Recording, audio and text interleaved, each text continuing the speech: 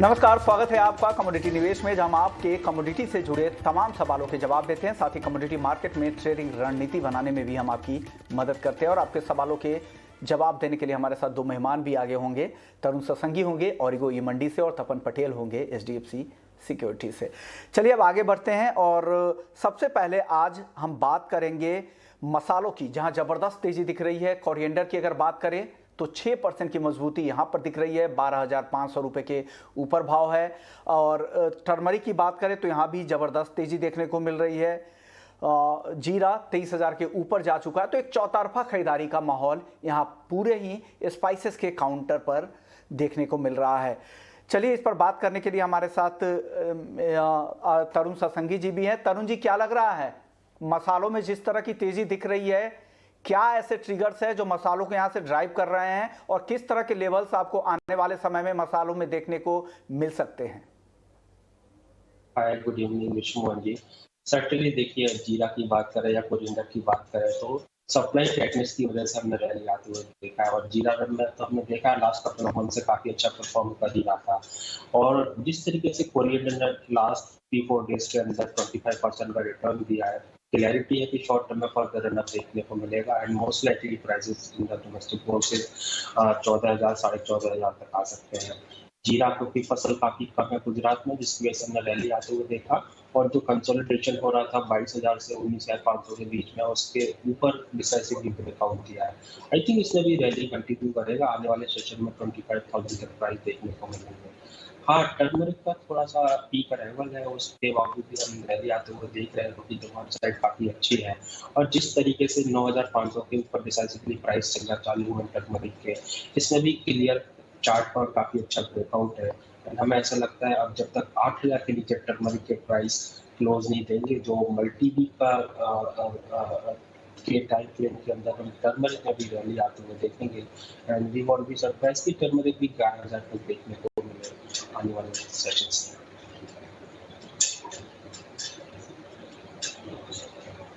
में। चलिए अब आगे हमारे साथ दिनेश सोमानी जी भी होंगे, जो मसालों पर उनसे टेक्निकली जानेंगे कि टेक्निकली इन स्तरों पर क्या करना चाहिए, उनकी कॉल लेने की कोशिश करेंगे। चलिए, लेकिन उससे पहले कुछ और काउंटर्स पर नजर डाल लें। कॉटन की अगर बात करें तो यहां भी काफी तेजी का रुख है।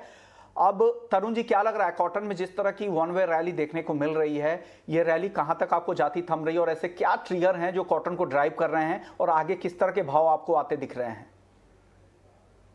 कॉटन में जो रैली है वो बिकॉज ऑफ मार्केट में डिमांड बहुत अच्छी है और मार्केट में माल अवेलेबल नहीं है। चाहे हम साउथ में इंडिया की बात करें, चाहे हम इंटरनेशनल मार्केट में बात करें, तो आई थिंक सप्लाई जो टाइटनेस है वो काफ़ी ज़्यादा रोल प्ले कर रहे हैं। यही कारण है कि हम देख रहे हैं हर हफ्ते न्यू हाई कॉटन बना रहा है डोमेस्टिक मार्केट में। इंडिया लार्जेस्ट प्रोड्यूसर है और इंडिया में 3rd कंसेक्यूटिव ईयर के लिए क्रॉप कम है। That's one of the reasons कि हमारे यहाँ मार्केट लीड कर रहा है and US market Indian market पे not follow रहा है। कॉटन में as we already said कि आने वाले सेशन में 45,000 से 48,000 के प्राइस देखने को मिलेंगे डोमेस्टिक फोर्सेस के अंदर। अगर आइस एक्सचेंज की बात करते हैं, हमें ऐसा लगता है कि यहाँ पर प्राइस 175 सेंट्स पर पाउंड तक देखे जा सकते हैं। ओके। और ग्वार को लेकर क्या व्यू है? ग्वार में भी अच्छी खासी तेजी आ चुकी है। हालांकि आज के सत्र में एक रेंज में ही कारोबार दिख रहा है, लेकिन एक पॉजिटिव बायसनेस है।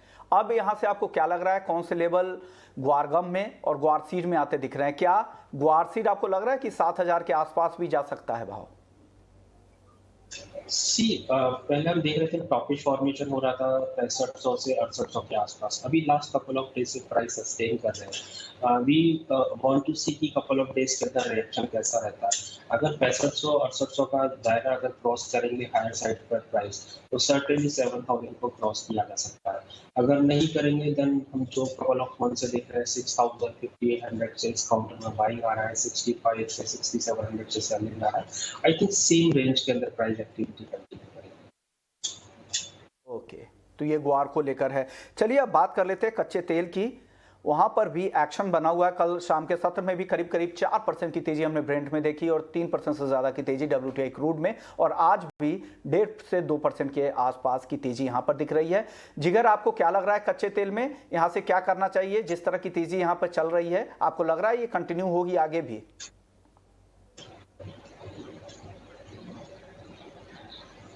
आया है निचले स्तरों से और प्राइसेस हायर लेवल्स पे काफ़ी अच्छे से होल्ड हो रहे हैं। मुझे लगता है कि ये रैली थोड़ी और ज़्यादा एक्सटेंड हो सकती है और हमने ये भी अपडेट्स देखे हैं कि यूरोजोन की तरफ से कहीं ना कहीं एक अपडेट्स आ रहे हैं कि रशिया को लेकर जो कंसर्न है तो वहाँ पर एनर्जी रिलेटेड कुछ सैंक्शंस लगाए जाए। तो ये जो फैक्टर्स है वो कहीं ना कहीं क्रूड के प्राइसेस को सपोर्ट कर रहा है, बिकॉज ऑलरेडी इतनी टाइटनेस है। तो सेंटिमेंट्स कहीं ना कहीं ऐसा है कि सपोर्ट कर रहा है कि और थोड़ा टाइटनेस बढ़ेगी तो प्राइसेस को और सपोर्ट मिलेगा।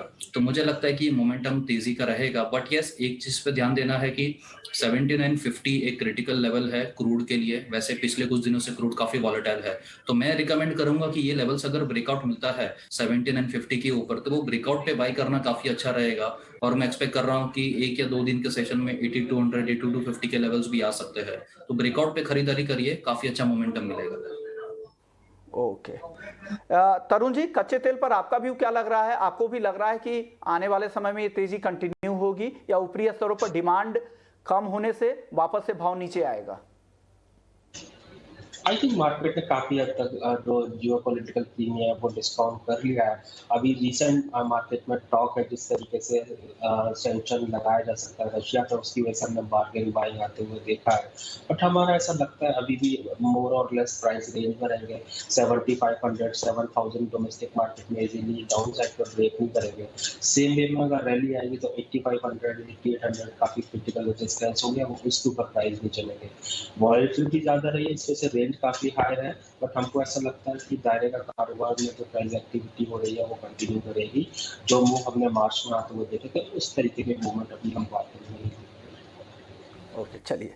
तो ये कच्चे तेल की बात हो गई। अब गोल्ड और सिल्वर, जहां पर सिल्वर काफ़ी एक्टिव दिख रही है और गोल्ड काफ़ी पूरे ही दिन रेंज में ही कारोबार कर रहा है। जिगर, क्या लग रहा है गोल्ड में इतनी सुस्ती क्यों हो रही है और कब ये सुस्ती टूटेगी? क्या खबर चाहिए गोल्ड को यहाँ से? देखिए, गोल्ड में पिछले कुछ दिनों से हम देख रहे हैं कि एक मोमेंटम बिल्डअप होता है, बट प्राइसेस हायर लेवल्स पे सस्टेन नहीं हो पाता, फिर दोबारा से करेक्शन आ जाता है। तो दो बड़े फैक्टर्स है जो यहाँ पर अभी प्ले आउट हो रहे हैं। एक तो ऑलरेडी जो वॉर सॉर्ट ऑफ रिलेटेड जो कंसर्न्स है वो अभी ऑलरेडी चल रहा है, जियोपॉलिटिकल टेंशन है जो लोअर लेवल्स पे गोल्ड के प्राइसेस को सपोर्ट जरूर से कर रहा है।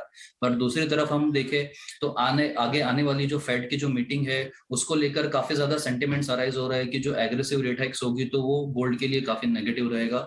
दूसरी तरफ जो यील्ड्स अगर हम देखें तो काफी दोबारा से ईयरली हाइस के लेवल पर सस्टेन हो रहे हैं, तो वो भी गोल्ड के लिए एक नेगेटिव फैक्टर है। तो कहीं ना कहीं एक जियोपॉलिटिकल कंसर्न जो गोल्ड को सपोर्ट कर रहा है और इंटरेस्ट रेट्स हाई और जो यील्ड्स जो हायर लेवल पर है वो कहीं ना कहीं गोल्ड की अपसाइड को लिमिट कर रही है। तो मुझे लगता है कि ये जो रेंज बाउंड मोमेंटम है आने वाले कुछ दिनों या कुछ हफ्तों तक चलता रहेगा।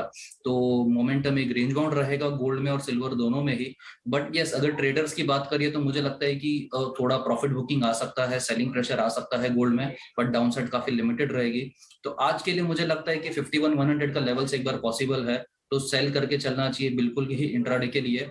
और साइडवेज टू नेगेटिव मोमेंटम आज शाम के सेशन में दिख सकता है। ओके, चलिए अब वापस से हम स्पाइसेस की बात कर लेंगे। मसालों में आज ज़बरदस्त तेजी है और इस पर बात करने के लिए हमारे साथ दिनेश सोमानी जी हैं जो प्रो इंटेलीट्रेड सर्विसेज से हैं। सर, स्वागत है आपका। सबसे पहले सर, मसालों में जिस तरह की तेजी अब आ चुकी है, क्या लग रहा है? 23,000 के ऊपर जीरा है, यहाँ पर क्या व्यू बन रहा है टेक्निकली? आपको ट्रेडर्स को क्या सलाह दे रहे हैं? माध्यम से बताना चाहूंगा सर, 23,000 का स्तर जीरा है और 12,500 का स्तर धनिया है। इसके बावजूद इन दोनों में ओपन इंटरेस्ट 700 टन और 2,000 टन बढ़ा है। मतलब बढ़ते भाव में भी इसमें जो है टेक्निकल चार्ट और इंडिकेटर काफी स्ट्रांग है। तो मुझे लगता है जीरे में अगर 23,000 मई का कॉन्ट्रैक्ट 23,100 का स्तर कहीं मिलता है तो एक बढ़िया लेवल रहेगा खरीद का, 200 रुपया नीचे यहाँ से। और 23,670 और 24,200 का मुझे लक्ष्य लगता है। 22,700 का इसमें स्टॉप लॉस रखना चाहिए। 200 का भी लेवल। और धनिया को लेकर 12,500 से 700 के बीच में आज घूम रहा है, जबरदस्त तेजी अपर सर्किट पर है। क्या लग रहा है आपको? लग रहा है कि 13,000 यहां भी देखने को मिल सकता है? जी बिल्कुल, मोमेंटम धनिया में, जैसे कि मैंने लास्ट टाइम भी कहा कि धनिया में मोमेंटम बहुत स्ट्रांग है। आज वॉल्यूम भी अगर आप देखें इतने बढ़ते 6% सर्किट में 10,000 टन का हाईएस्ट वॉल्यूम है। ओपन इंटरेस्ट करीब करीब 2,000 टन से बड़ा है। एक थोड़ा करेक्टिव फेज मुझे जहां से लगता है कि 1,700 रुपया बढ़ गया है तो एक 200 रुपया 250 रुपए का करेक्टिव फेज मिलता है। 12,500 के अराउंड मई का धनिया निश्चित रूप से खरीद किया जा सकता है। 13,100 और 13,400 का लक्ष्य है और 12,200 का इसमें स्टॉप लॉस रखा जा सकता है। ओके, यानी ये भी हुआ है 13,100 फिर 13,450 दो वो पहला टारगेट, फिर दूसरा टारगेट 13,450 का है। टीएमसी को लेकर क्या, यहाँ भी टर्मरिक में भी जबरदस्त तेजी है, 4% के आसपास की तेजी फिलहाल दिख रही है। क्या करना चाहिए इन भाव पर, किन लेवल्स पे एंट्री करनी चाहिए यहाँ पर? मोमेंटम तेजी आई है, इसमें वॉल्यूम्स बहुत ज्यादा, अभी वॉल्यूम्स का इजाफा नहीं है, लेकिन फिर भी लगता है कि 95.20 का लेवल अगर अप्रैल का टीएमसी मिलता है तो एक खरीद का मौका बन सकता है। 98.50 का इसमें लक्ष्य बनता है और 9300 के नीचे अगर जाता है तो स्टॉप लॉस का लेवल बनता है। ओके, यानी जीरा, धनिया और टर्मरिक तीनों ही खरीदारी की सलाह है। 23,100 पे जीरा खरीदे, 23,670 से 24,200 के टारगेट के लिए, और जो जीरे का स्टॉप लॉस है 22,700 का। धनिया खरीदना है 12,500 से 12,520, टारगेट है 13,100 से 13,450 का, और स्टॉप लॉस है धनिये में 12,200 का। वही टीएमसी अप्रैल वायदा 9,520 में खरीदे, 9,850 से 10,050 के टारगेट के लिए, और स्टॉप लॉस है 9,300 का। अब आखिरी सवाल सोमानी जी, कॉटन केक को लेकर कई सारे दर्शक सवाल भेज रहे हैं, लगातार व्हाट्सएप कर रहे हैं कॉटन केक पर। आपका टारगेट क्या कह रहा है? क्या 3300 के ऊपर ये तेजी और बढ़ेगी? रेंज मोमेंटम है सर, और मैं चार्ट के हिसाब से अगर देखता हूँ तो मई का जो वायदा है ये 3235 का एक बहुत बड़ा रेजिस्टेंस है इसमें। मगर अगर किसी को खरीदना चाहते हो तो 3235 क्रॉस करे तो ही इसमें बाइंग करे, वरना मुझे लगता है कि इससे बाइंग से इसमें दूरी रखनी चाहिए। 3235 के ऊपर निश्चित रूप से 3300 का इसमें लक्ष्य देखा जा सकता है।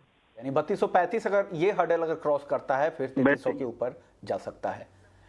चलिए, शुक्रिया सोमानी जी, आपने वक्त निकाला हमारे लिए और मसालों पर पूरा व्यू बताया, टेक्निकली किस तरह के व्यू आपको ट्रेड करना चाहिए। आगे बढ़ते हैं और एक और अहम खबर है, और उस खबर पर बात करने के लिए हमारे साथ उदय शिंदे साहब हैं, जो हॉलमार्किंग एसोसिएशन ऑफ इंडिया के प्रेसिडेंट भी है। खबर ये है, कल बीआईएस की तरफ से एक नोटिफिकेशन आया जिसमें अब 256 जिलों की जगह 287 जिलों में हॉलमार्किंग लागू किया जाएगा। यानी हॉलमार्किंग का दायरा अब 31 और जिलों में बढ़ाया जा रहा है। ये जो दायरा है बढ़ाकर अब 287 जिलों में हो जाएगा, और 1 जून से देश के 287 जिलों में अनिवार्य हॉलमार्किंग होगी। लास्ट ईयर हमने देखा था कि जून में 2021 में हॉलमार्किंग को अनिवार्य किया गया था, लेकिन उसका दायरा सिर्फ 256 जिलों में था, जिसे बढ़ाया जा रहा है। उदय जी, ये क्या 1 जून से लागू होने वाला है नया जो 287 जिलों में? 1 जून 2022 से ये लागू 287 जिलों में लागू हो जाएगा। अभी फिलहाल 256 जिलों में है, नए 31 जिलों में लागू हो जाएगा। सर, 31 जिले जो नए शामिल किए जा रहे हैं शिंदे साहब, क्या उनमें वहाँ इंफ्रास्ट्रक्चर इस तरह के मौजूद है, हॉलमार्किंग सेंटर हैं, या उनको दूर दराज जाना पड़ेगा ज्वेलर्स को? नहीं जी नहीं, ये इन नए 31 जिलों में हॉलमार्किंग सेंटर हुए हैं, नए सेंटर हुए हैं। इसमें सबसे ज्यादा उत्तर प्रदेश में 7 जिलों में इसको कवरेज मिला है। सर, अगर कोई हॉलमार्किंग इन जिलों में अगर कोई ज्वेलर्स नहीं लाइसेंस ले पाता है तो क्या वो ज्वेलरी इन जिलों में बेच पाएंगे हॉलमार्किंग लागू होने के बाद? यदि उसका टर्नओवर 40 लाख से नीचे का है तो वो बिना हॉलमार्किंग की ज्वेलरी बेच सकता है, लेकिन जिनका 40 लाख से ज्यादा टर्नओवर है उनको कंपलसरी हॉलमार्क ज्वेलरी ही बेचनी पड़ेगी। अब सर, अगर जो जिनके पास पुरानी ज्वेलरी होगी उनका क्या होगा इन जिलों में? सर, अभी जो कल के नोटिफिकेशन के हिसाब से जो इसमें जो दिया गया है, पुराने नोटिफिकेशन में सिर्फ 14, 18 और 22 कैरेट का उल्लेख था। बाद में एडिशन किया गया था 20, 23, 24 का, लेकिन उसको कंपलसरी रेजिम में लाने के बारे में कोई स्पष्ट गाइडलाइन नहीं थी। लेकिन इस नई गाइडलाइन के हिसाब से अभी 14, 18, 20, 22, 23 और 24 ये 6 कैरेट की ही ज्वेलरी वह लोग स्टोर कर सकते हैं और सेल कर सकते हैं। इसके अलावा और किसी शुद्धता की ज्वेलरी मिलेगी तो उनके लिए परेशानी का सबब होगा। ओके, शुक्रिया उदय शिंदे साहब, आपने वक्त निकाला, हॉलमार्किंग पर एक अहम अपडेट दिया कि कहाँ किन जिलों में लागू होगा और क्या स्थिति है और किन किन लोगों के लिए नियम लागू हैं। चलिए आगे बढ़ते हैं और अब सवाल जवाब का सिलसिला शुरू कर लेते हैं। कई सारे दर्शक हैं जिनके सवाल आ रहे हैं। अशोक अमरावती से हैं, कॉटन केक पर राय जानना चाह रहे हैं। तरुण जी, अभी दिनेश सोमानी जी बोल रहे थे कि 3235 टेक्निकली उनको लग रहा है कि वो लेवल अगर क्रॉस करे तो तेजी यहां पर अच्छी बनेगी। आपका व्यू कॉटन केक पर क्या है अशोक जी के लिए? आई थिंक 3000 के नीचे जब तक प्राइस नहीं जाएगा इसके अंदर हम रैली आते हुए देखेंगे। नो डाउट कॉटन के अंदर काफी अच्छा रैली आया, बट इसके अंदर फर्दर मूव नहीं देखने को मिला है लाइक कॉटन। बट हमारा ऐसा मानना है कि प्रॉब्ली इस समय के अंदर कॉटन केक के प्राइस 3500 को क्रॉस करेंगे। तो आई थिंक इनको डिस्क पर करीबन 3050 के आसपास प्राइस मिलता है तो वहाँ पर बाय करना चाहिए। चलिए, अब कॉटन केक के बाद अब बात कर लेते हैं। अगले दर्शक का सवाल है, मनीषा जी हैं पलवल से। इन्होंने कॉपर 830 रुपए पर खरीदा है, पुरानी खरीद है। एवरेज कर प्राइस इनका 830 के आसपास का है। हालांकि आज के सत्र में तेजी दिख रही है। जिगर, क्या लग रहा है, इनके खरीद भाव के ऊपर कॉपर जाएगा आज? देखिए, मुझे लगता है कि कॉपर में दोबारा से पॉजिटिव मोमेंटम लौटा है। मुझे लगता है कि इनको होल्ड करना चाहिए। मेरा इनिशियल टारगेट ही 830 का है, बट ये short term to medium term momentum तेजी का रहेगा। 830 के लेवल्स अगर ब्रेक हो जाते हैं तो मैं एक्सपेक्ट कर रहा हूँ कि 838 से लेके 42 तक के भी टारगेट्स आ सकते हैं, तो इनको खरीद के होल्ड करना चाहिए। हाँ, बट एक चीज है कि 815 के बिलो का एक स्टॉप लॉस मेंटेन करना होगा, बिकॉज मार्केट्स काफी वॉलेटाइल है, तो एक स्टॉप मेंटेन करके रहेंगे और जो ओवरऑल बायस पॉजिटिव है तो होल्ड करके चलेंगे बाय में। होल्ड करके जा सकते हैं। आज जितने भी गेस्ट हैं, हो सकता है कि 830 एक अहम रेजिस्टेंस लेवल हो, तो ज़्यादातर जानकार यहाँ पर 830 का टारगेट दे रहे हैं। जिगर, क्या अगर 830 के आसपास अगर जाए तो ये निकलने की सलाह देंगे? क्या पुरानी खरीद है इनकी? मैं एक सजेस्ट करूंगा कि 830 के करीब भी अगर आता है, मोमेंटम जैसे मैंने बताया कि तेजी का है, तो कहीं ना कहीं ट्रेलिंग स्टॉप लॉस का सहारा लेके चल सकते हैं। 830 का लेवल्स अगर आ जाता है तो 822 से 821 के करीब का स्टॉप लॉस टेल करके खड़े रह सकते हैं, तो उनका जो रिस्क है वो काफी मिनिमाइज हो जाएगा और कहीं ना कहीं 830 के ब्रेकआउट पे प्रॉफिट में आने की भी पॉसिबिलिटी काफी बढ़ सकती है। तो मुझे लगता है कि एक बार अपॉर्चुनिटी लेनी चाहिए। 830 पे आता है तो 821 के करीब का स्टॉप लॉस टेल करके खड़े रह जाना चाहिए। ओके, चलिए, अब कॉपर के बाद बात कर लेते हैं। वापस से कॉटन केक पर ही एक सवाल आ रहा है। पवन है हिसार से। ये 20 दिन में कॉटन केक कहां तक जा सकता है? 20 दिन का टारगेट जानना चाह रहे हैं। जिगर, आप कॉटन केक ट्रैक करते हैं क्या? देखिए, टेक्निकली अगर मैं बताऊं तो कॉटन केक वैसे तो मुझे साइडवेज टू पॉजिटिव ही दिख रहा है और मुझे लगता है कि कहीं ना कहीं 3210 ये एक मेरे लिए ब्रेकआउट लेवल रहेगा। 3210 का लेवल्स अगर ब्रेक हो जाता है तो मैं एक्सपेक्ट कर रहा हूं कि 3350 से लेकर 3450 का मोमेंटम आ सकता है और ओवरऑल 3050 से 70 के जोन में एक अच्छे सपोर्ट जिसको ऐसे स्टॉप लॉस लेके रखना चाहिए। तो yes, bias sideways to positive रहेगा, ग्रेजुअल मोमेंटम अपसाइड का ही दिख रहा है। ओके, यानी तेजी का ही मोमेंटम लग रहा है। अगले दर्शक है श्रीकर हैं हैदराबाद से। नेचुरल गैस पर राय जाना चाह रहे हैं। तरुण जी, क्या सलाह देंगे नेचुरल गैस पर इनको? आई थिंक जिस तरीके से प्राइसेस 5 मंथ के हाई पर है, ऐसा लगता है कि 20-30 रुपए का और तेजी देखा जा सकता है, बट नहीं भूलना चाहिए विंटर कमोडिटी है। 450 से 480 के आसपास स्टॉप बनाया था विंटर सीजन के अंदर, तो प्रॉब्ली ये क्रिटिकल रेजिस्टेंस पॉइंट हो सकता है, वहां तक प्राइस आ सकते हैं, बट मुझे नहीं लगता कि 480 के ऊपर इस समय में प्राइस क्रॉस करेगी। शॉर्ट टर्म में तेजी रहेगा, लेकिन रेजिस्टेंस जोन है 480 के ऊपर प्राइस सस्टेन नहीं करेंगे, ऑफ द इसके अंदर करेक्शन आती है। अगले दर्शक फिर वापस से कॉटन केक पर ही हैं। किशन है नासिक से। कॉटन केक पर राय जानना चाह रहे हैं। तरुण जी, क्या सलाह देंगे कॉटन केक पर इनको? सेम व्यू है, 3000 के नीचे जब तक प्राइस नहीं फिसलेंगे मार्केट में तेजी देखने को मिलेगी। दो साइडवेज रहा है अनलाइक कॉटन के प्राइसेस को देखते हुए, बट ऑफ इट इसके अंदर मोमेंटम रिज्यूम होगा। 3050 या नियर पर मिलता है तो बाय करना चाहिए। मुझे लगता है इस समय में कॉटन सीड ऑयल के प्राइसेस 3400 से 3500 तक आ सकते हैं। चलिए, अगले दर्शक हैं अब क्रिश हैं दिल्ली से। रेगुलर कॉलर है, कॉपर पर राय जानना चाह रहे हैं। जिगर, क्या सलाह देंगे क्रिश को? जैसे अभी मैंने व्यू दिया था कॉपर में, मुझे एक साइडवेज टू पॉजिटिव का मोमेंटम लग रहा है। इनिशियल टारगेट 830 के रहेंगे। 830 के ब्रेकआउट पे मुझे लग रहा है कि एक 42-48 तक भी लेवल्स आ सकते हैं, तो ओवरऑल बुलिश लग रहा है मुझे। हाँ, खरीदारी करना है तो इन लेवल्स पे भी कर सकते हैं, अदरवाइज प्राइसेस में हो सकता है कि एक बार 823 के करीब का लेवल मिले तो वहां पर भी खरीदारी करके चले। ब्रॉडर स्टॉप लॉस 820 के बिलो या 818 के करीब का रख के चल सकते हैं। ओवरऑल बायस तेजी का रहेगा। ओके, चलिए, अगले दर्शक हैं राजेश हैं जेवर से। ग्वार फ्यूचर कैसा लग रहा है जून जुलाई के लिए? तरुण जी, क्या सलाह देंगे ग्वार फ्यूचर्स में? जैसा हमने इनिशियली चर्चा किया था, देखिए 6500 से 6800 काफी अच्छा रेजिस्टेंस पॉइंट है ग्वार का। उसके ऊपर अगर प्राइस सस्टेन करेंगे तो प्राइसेस में फर्दर रैली देखने को मिलेगी। अगर नहीं करेंगे तो जो ब्रॉड बेस कंसोलिडेशन हो रहा है, बार बार प्राइसेस में बाइंग आ रही है 6000 से 5800 के आसपास से, एंड टॉपिश फॉर्मेशन हो रहा है 6500 से 8000 6800 के बीच से। सिमिलर एक्टिविटी भी करती है।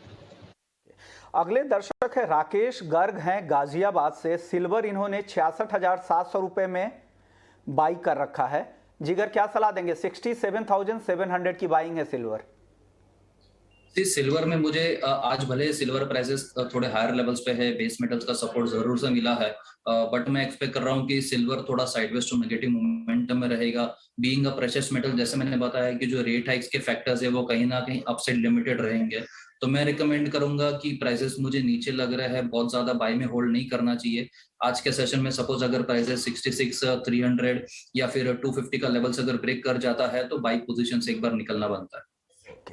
चलिए, अगले दर्शक है नितिन है मुंबई से। इन्होंने कल 2 लॉट जिंक 361 रुपए 50 पैसे पर लॉन्ग किया है। अब जानना चाह रहे हैं जिगर की होल्ड करे या सेल करे, क्या सलाह देंगे जिंक में इनको? देखिए, जिंक में एक अपसाइड का मोमेंटम के बाद थोड़ा प्रॉफिट बुकिंग जरूर देखने मिला था। आज दोबारा से प्राइसेस में हल्की सी रिकवरी आई है, बट मैं रिकमेंड करूंगा, मुझे लग रहा है कि जिंक में थोड़ा सेलिंग प्रेशर आ सकता है, तो जिंक में बहुत ज्यादा बाय में खड़े नहीं रहना चाहिए।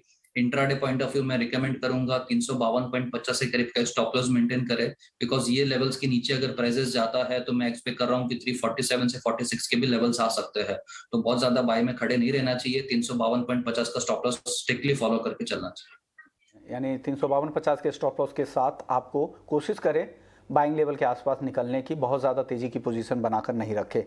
अगले दर्शक राज हैं दिल्ली से। चांदी पे जानना चाह रहे हैं कि 67,500 क्या आज जा सकती है, क्या लग रहा है तरुण जी? टफ टू से, क्योंकि इंट्राडे में इतना जाएगा नहीं जाएगा, लेकिन हाँ मेरा भी ऐसा मानना है कि सिल्वर और गोल्ड के अंदर रैली सस्टेनेबल नहीं होगी। अभी जब तक सिल्वर के प्राइस 70,000 के नीचे ट्रेड कर रहे हैं कंसिस्टेंटली, हमको ऐसा लगता है ग्रेजुअली धीरे धीरे करके प्राइस 64,000 से 62,000 देखने को मिलेंगे। सेल ऑन राइस का स्ट्रेटेजी करना चाहिए। इंट्राडे में अगर उछाल भी आता है तो I think on rice selling करेंगे तो उसका प्रॉफिट होने के चांसेस ज्यादा है। दर्शक है चंदन कुमार हैं दिल्ली से। क्रूड इन्होंने सेल किया है 7,850 पे, 7850 पर सेल पोजीशन है इनके पास, क्या करना चाहिए जिगर इनको? देखिए, क्रूड में जैसे बताया कि ओवरऑल मोमेंटम मुझे थोड़ा तेजी का दिख रहा है, बट जो बाइंग लेवल है वो 1750 के ऊपर का 1750 के ऊपर का रहेगा, तो मुझे लगता है कि प्राइसेस में एक बार थोड़ा प्रॉफिट बुकिंग आ सकता है, तकरीबन 77-70 तक, तो वहां पर एक बार एग्जिट ले लेना चाहिए। चलिए, अब अगले दर्शक का सवाल लेते हैं। देव प्रसाद पंड्या हैं गुड़गांव से, गुरुग्राम से इन्होंने किया है। सिल्वर बाई करे या सेल करे शाम के लिए, क्या सलाह देंगे जिगर, बाई करे या सेल आज?